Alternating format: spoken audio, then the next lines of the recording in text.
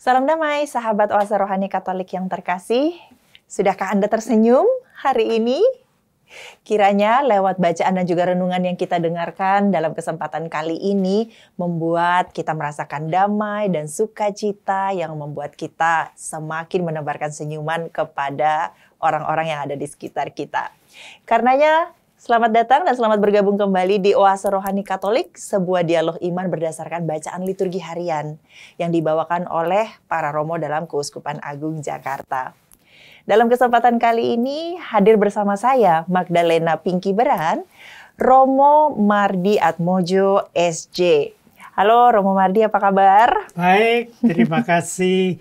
Kita berjumpa kembali dan bersama dengan para hadirin dan yang mendengarkan dalam URK. Betul Romo. Ya, terima kasih sekali di tengah kesibukannya sudah bersedia hadir Romo bersama kami di sini dan kita bisa segera mulai ya Romo? Ya. Kita dapat mulai. Oke.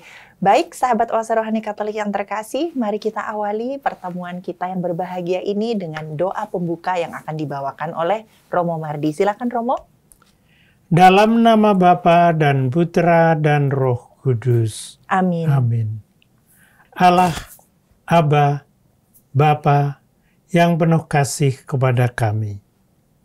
Kami bersyukur bahwa Engkau senantiasa memberikan kepada kami para leluhur yang membimbing kami mendengarkan sabda-Mu, mengikuti perintah-Mu, dan belajar untuk hidup jalan bersama kepada-Mu.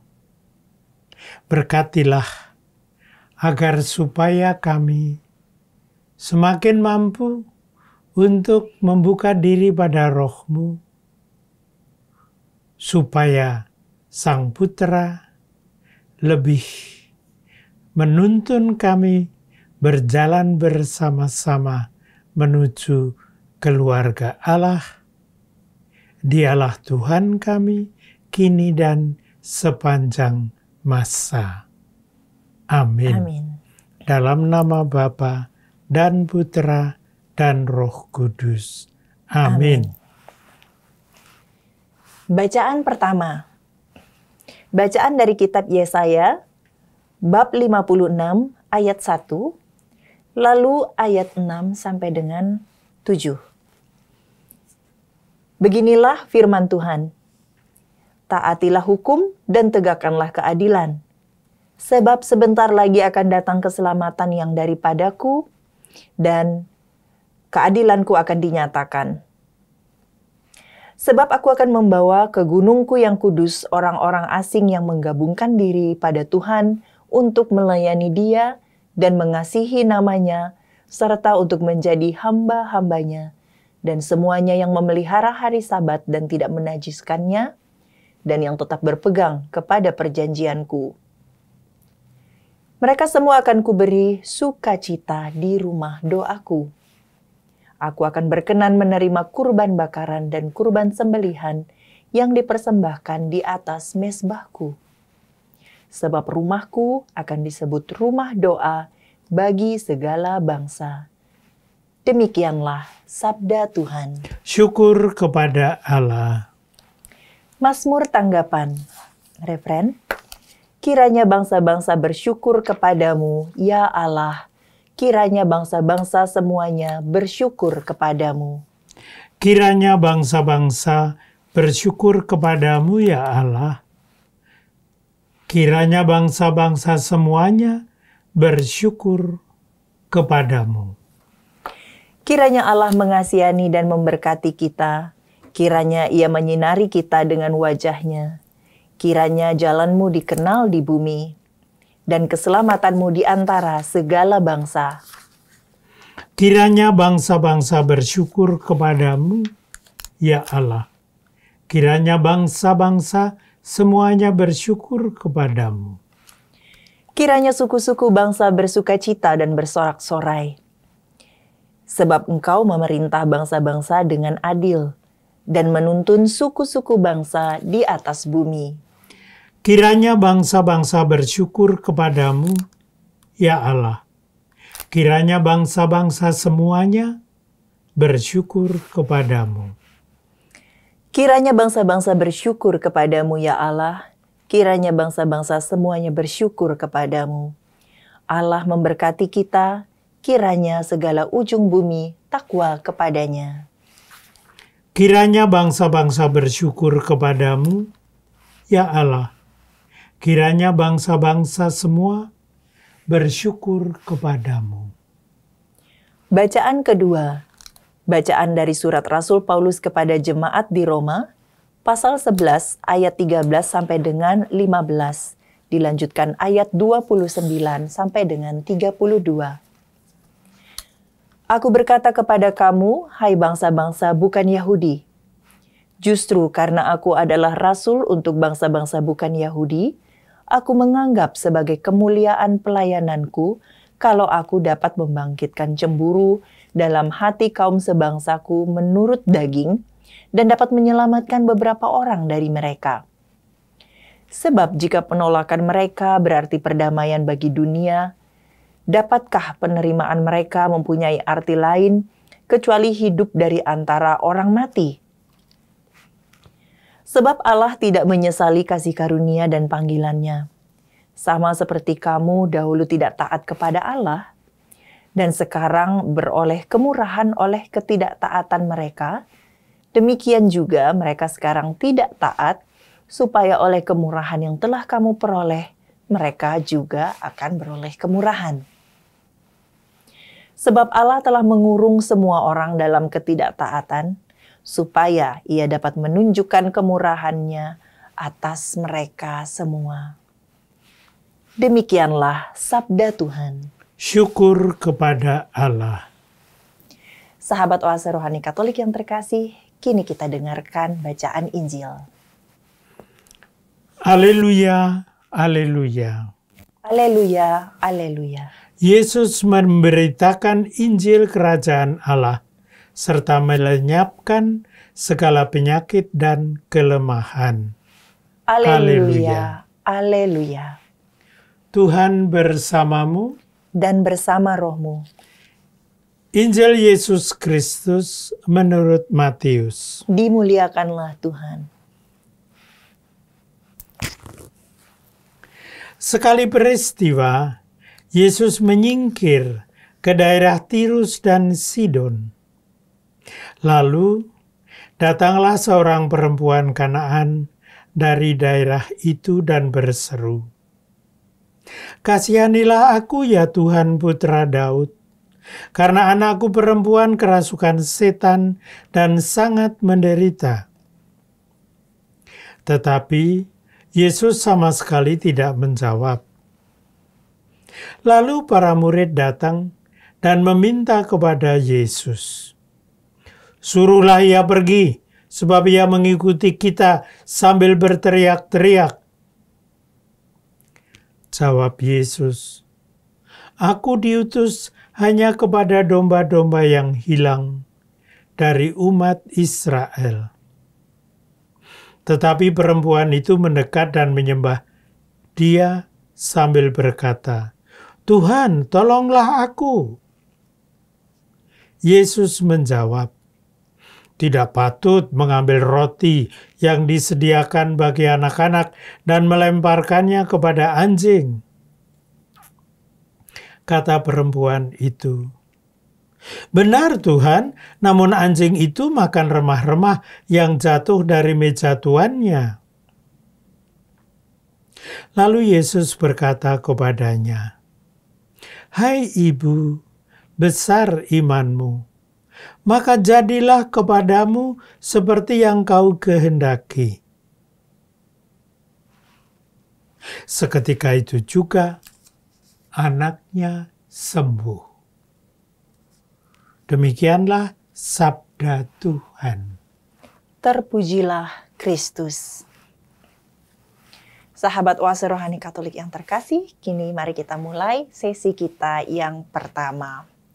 Romo Mardi, dari bacaan nih yang kita baca, yang kita baru saja dengarkan dalam kesempatan hari ini, peristiwanya bisa jadi ya menimbulkan pertanyaan, terutama dialog antara perempuan Kanaan dan Yesus gitu ya.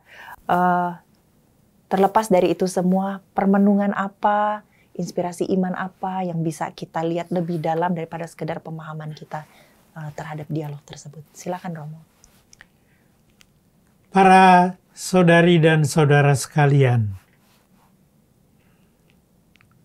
ini bacaan bagi kita sangat penting sebagai bacaan pada hari Minggu. Hari Minggu biasa ke-20 pada tanggal 20 Agustus tahun 23. Yang menarik bagi saya adalah ada beberapa unsur. Yang pertama, sangat mencolok adalah bagaimana Tuhan Yesus menyapa, menyentuh, dan menghargai orang yang sebenarnya latar belakang imannya lumayan jauh.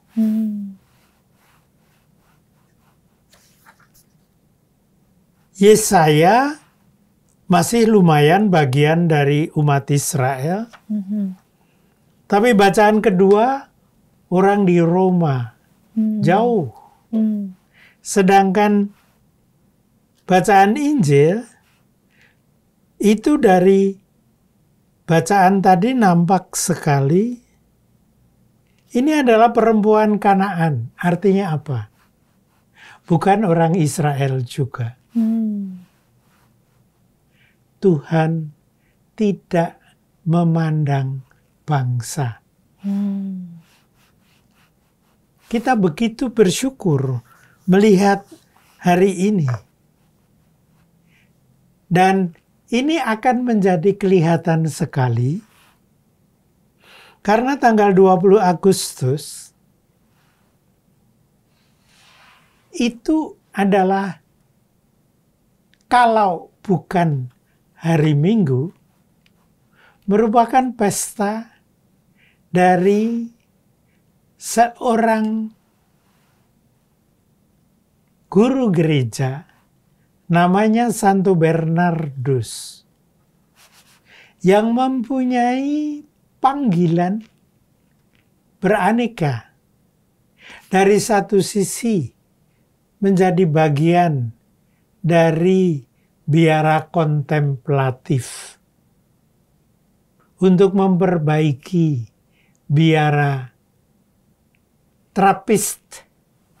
Anda pasti pernah mendengar biara Rowoseneng di dekat Temanggung. Iya, betul Romo.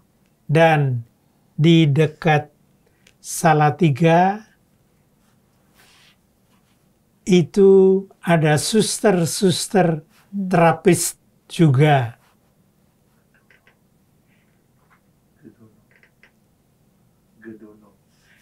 Gedono. Kalau Anda pernah pergi dari Salatiga menuju ke Solo, Anda akan mendapat tulisan di pinggir jalan sebelah kanan, tulisannya Gedono. Itu adalah biara Trappist suster. Anda bisa melihat bahwa ini pun suatu panggilan bagi Bernardus yang nantinya akan mendorong dia menuju ke suatu tugas yang lain berkaitan dengan tanah suci.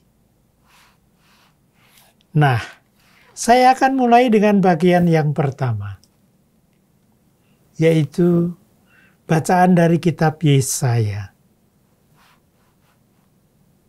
Diperlihatkan, aku akan membawa ke gunungku yang kudus orang-orang asing yang menggabungkan diri pada Tuhan untuk melayani Dia dan mengasihi namanya dan untuk menjadi hamba-hambanya.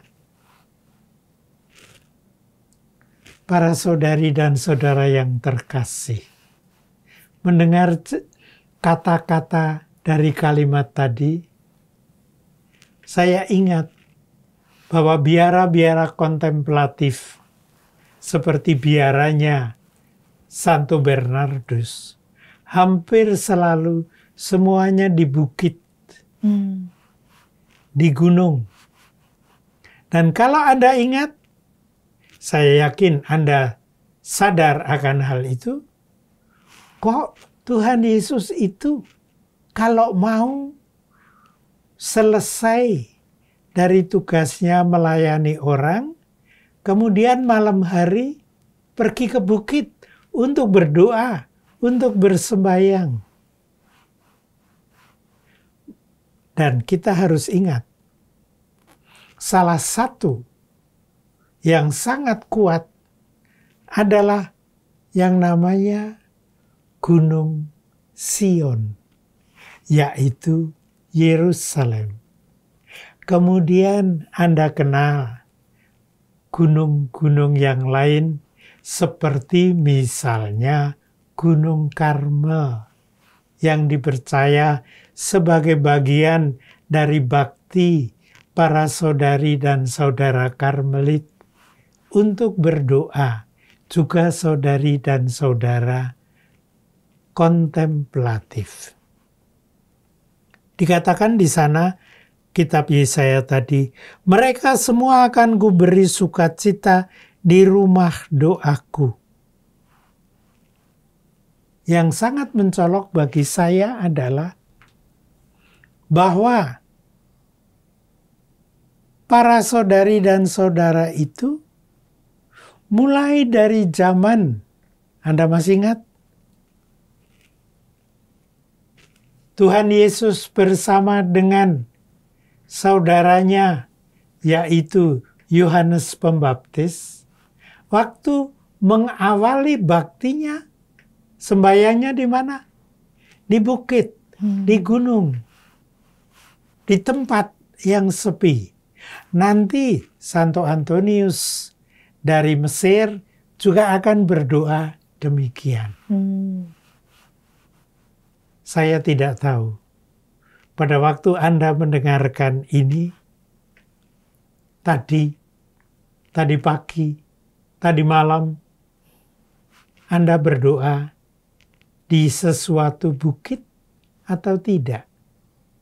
Tetapi yang penting akhirnya bukan kilometer di atas, akan tetapi batin yang menuju kepada Allah, yang berdoa kepada Tuhan, mengangkat hati menuju kepada Allah Bapa kita. Sebab rumahku, dikatakan dalam Yesaya, akan disebut rumah doa bagi segala bangsa. Sekarang ini banyak gereja-gereja, tetapi juga tidak sedikit agama-agama lain yang kalau berdoa mengarahkan hati ke atas seperti ke bukit dan ke surga. Kita semua diundang oleh Allah Bapa kita untuk mengerahkan hati ke surga berdoa. Para sahabat sekalian, kita diundang untuk banyak berdoa. Oke. Jadi ternyata benang merah antara bacaan pertama, kedua, dan juga ketiga itu sungguh di luar apa yang kita bisa pahami selama ini. Romo memberikan sebuah pemahaman baru bahwa ketiganya sama-sama berbicara tentang mencintai orang yang berbeda itu tadi sebenarnya ya Romo ya. Benar. Ya, mencintai orang yang berbeda. Dan mencintai orang yang berbeda dalam arah menuju ke surga untuk berdoa kepada Allah. Hal serupa juga nampak dalam jemaat di Roma. Surat Paulus kepada jemaat di Roma untuk zaman itu Mohon diingat, Hmm. bukan Roma yang sekarang. Hmm. Bukan. Tetapi Roma zaman itu adalah Roma tempat sekian banyak orang menyembah kepada berhala. Oke. Nah, dalam gambaran yang diberikan oleh Paulus, maka bangsa-bangsa bukan Yahudi dipanggil juga untuk menuju kepada Allah Tuhan kita. Kalau kita balik ke masa sekarang, melanjutkan panggilan kepada para murid yang pertama, kita diundang untuk mewartakan kabar gembira tentang Tuhan Yesus Kristus kepada banyak orang. Banyak hal yang bisa kita pelajari dari Tuhan Yesus, dan itu bisa kita wartakan kepada orang lain, tentu saja. Tetapi yang sangat kuat dalam Tuhan Yesus adalah bahwa Dia diutus oleh Bapa.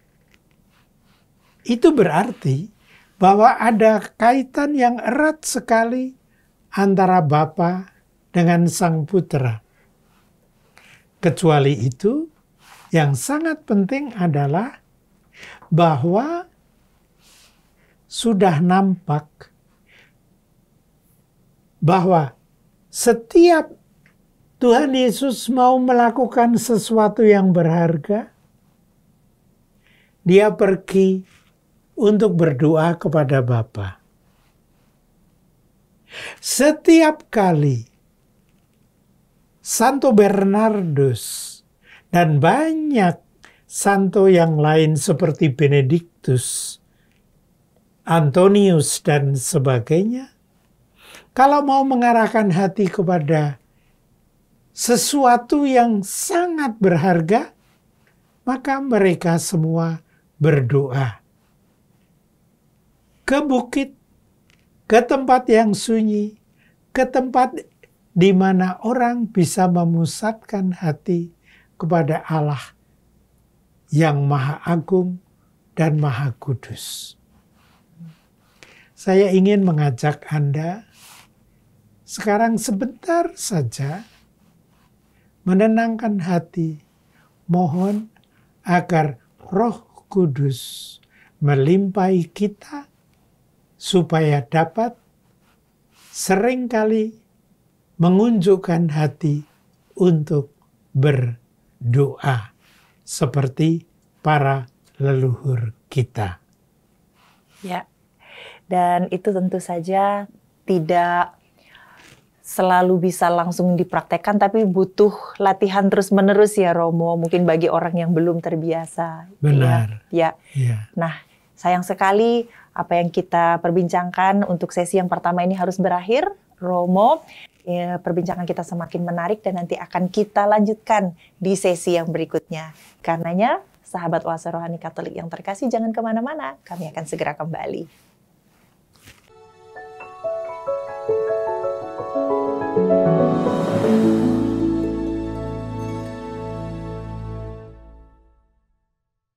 Sahabat Oase Rohani Katolik yang terkasih, terima kasih Anda masih bersama kami, Romo Mardi Atmojo, SJ, dan saya Magdalena Pinky Beran.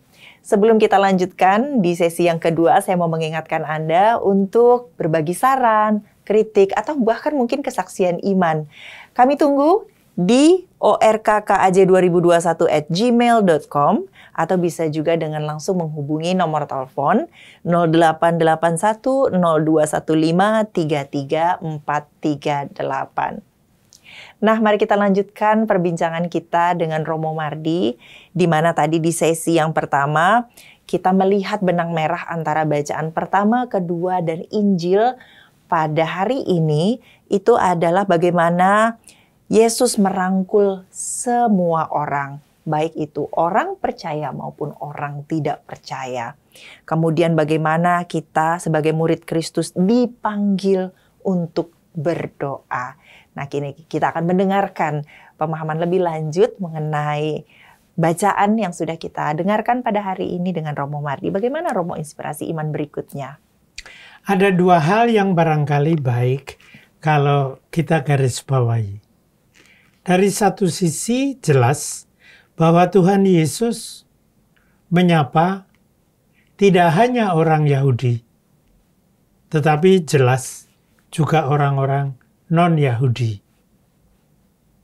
Paulus juga. Santo Bernardus juga. Yang mana adalah nama Romo juga ya? Ya, begitulah Santo Bernardus. Santo Bernardus, ya. Yang menarik bagi saya adalah kalau dalam Perjanjian Lama bagian awal, salah satu bentuk perjanjiannya berupa aku akan menjadikan keturunanmu itu sebagai yang memimpin dunia. Kurang lebih begitulah. Tapi kemudian ditambah lagi bahwa akhirnya ada orang-orang dari bangsa lain yang diselamatkan. Nah, dalam bacaan yang Paulus tadi, jelas orang Roma sudah disentuh. Matius menambahkan lebih jauh. Karena di sini Tuhan Yesus diperlihatkan berwawan sabda dengan seorang perempuan Kanaan. Tapi menarik, Tuhan Yesus memperlihatkan diri seakan-akan masih jadi keturunan Abraham, Ishak, dan Yakub. Pokoknya aku orang anaknya Abraham, Ishak, dan Yakub. Maka dia berkata bahwa dia melayani domba-domba dari umat Israel. Kan awalnya sentimennya kuat bener. Iya, dan mungkin pemahaman pertama sekali Romo saat kita membaca ini kok kesannya sedikit sombong ya gitu. Iya, begitu. Iya, seperti begitu, itu ya Romo. Begitu, tapi mungkin harus kita gali lebih jauh ya. Nah, ini saya anggap suatu perjanjian baru. Kalau dulu di Israel, berbagai macam hal adalah anak cucu Abraham, Ishak, Yakub. Kemudian di sini orang-orang lain. Paulus sudah mulai ke Yunani dan kepada orang Romawi. Ini Santo Bernardus yang pada tanggal 20 Agustus diperingati, itu masih lebih jauh lagi karena ke arah orang-orang Perancis dan Eropa sebelah sana lagi. Padahal nantinya Santo Bernardus mengajak orang-orang yang menjadi murid Kristus itu juga memberi perhatian kepada seluruh daerah yang pada waktu itu dalam rangka perang salib itu sudah menyebar luas sekali. Sehingga itu pun juga menjadi bagian dari doa Santo Bernardus. Dengan kata lain, saya mau mengajak Anda melihat bahwa jalan Tuhan bersama dengan manusia dalam menyelamatkan seluruh dunia benar-benar berjalan langkah demi langkah. Saya lalu ingat kepada Bapak Paus Fransiskus yang juga mengajak sinode yang universal dan mengajak agar supaya para kardinal dan uskup, mengajak para imam dan para biarawan-biarawati serta awam semuanya ikut serta dalam rangka membangun gereja. Itu abad 21. Paus Fransiskus, saya anggap menerjemahkan lebih lanjut dorongan yang ada dalam diri Santo Bernardus. Sebab, tadi sudah saya katakan, Santo Bernardus memang seseorang dari biara kontemplatif. Artinya yang ada di dalam suatu biara tertutup.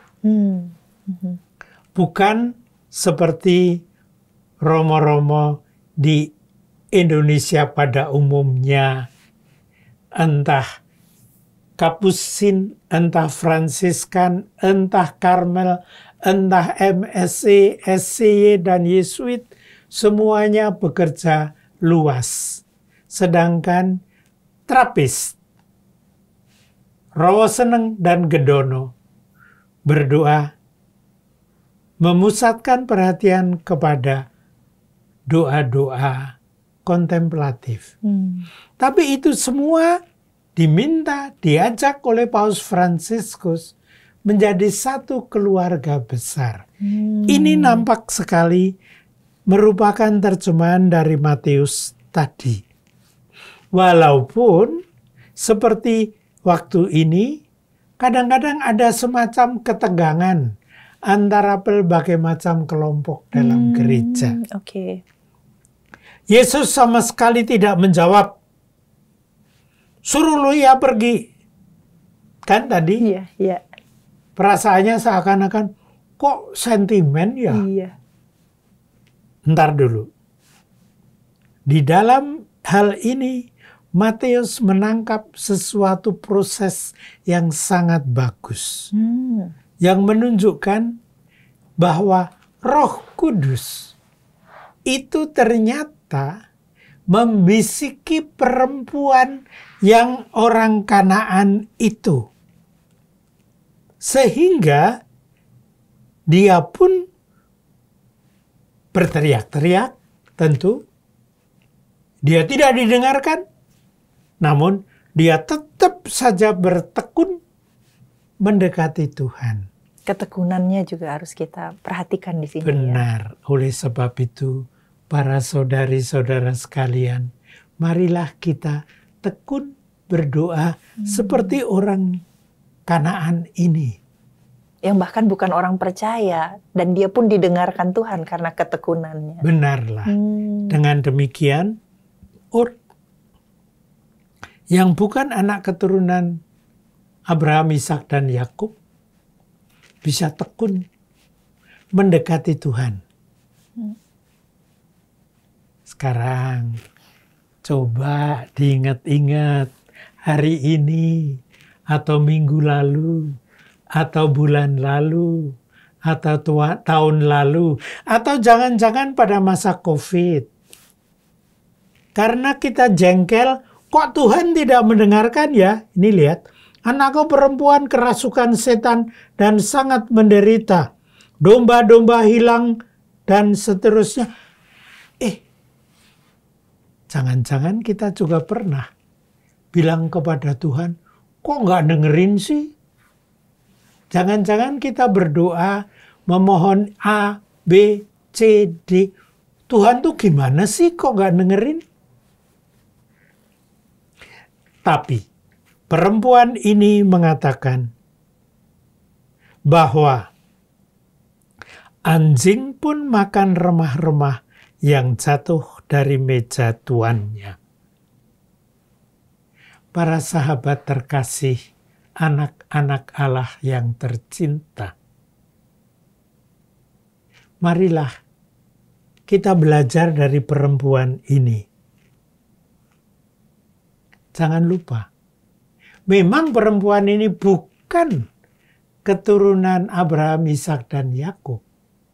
Tapi tekun, mau berdoa, walaupun kelihatannya nggak didengarkan oleh Tuhan. Janganlah takut. Kenapa? Lalu Yesus berkata kepadanya, saya melanjutkan bacaan dari Matius. Hai ibu, besar imanmu, maka jadilah kepadamu seperti yang kau kehendaki. Para saudari-saudara sekalian, saya percaya Tuhan mendengarkan Anda. Sebagaimana Tuhan mendengarkan orang perempuan yang penuh iman itu. Dan jangan lupa, kalimat terakhir dari Matius penting loh. Dikatakan, seketika itu juga anaknya sembuh. Kita percayakan kepada Tuhan. Kapan Tuhan mau mengabulkan permohonan kita? Tapi beriman, marilah kita lakukan. Dan itu caranya dengan berdoa dan berdoa dan berdoa. Jangan capek. Siapa yang menjadi teladan kita? Satu, para biarawan, biarawati kontemplatif. Boleh juga Santo Bernardus dan Santo Benediktus. Boleh juga siapapun juga yang bertekun setia seperti perempuan ini. Menunjukkan hati kepada Tuhan. Marilah kita mohon iman. Wah, indah sekali Romo permenungan dari bacaan hari ini.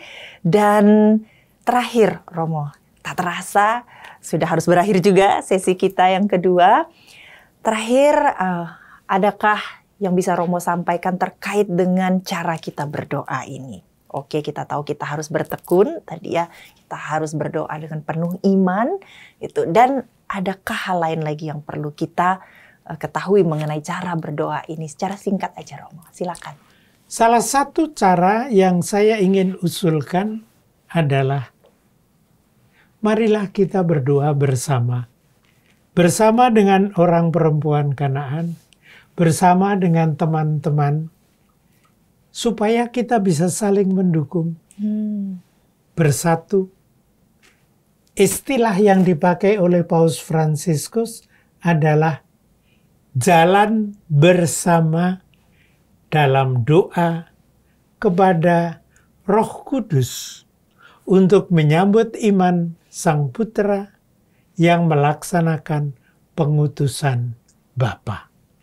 Wah, luar biasa. Terima kasih sekali Romo. Kembali. Kami sangat merasa diberkati dengan permenungan dan inspirasi iman dalam kesempatan kali ini.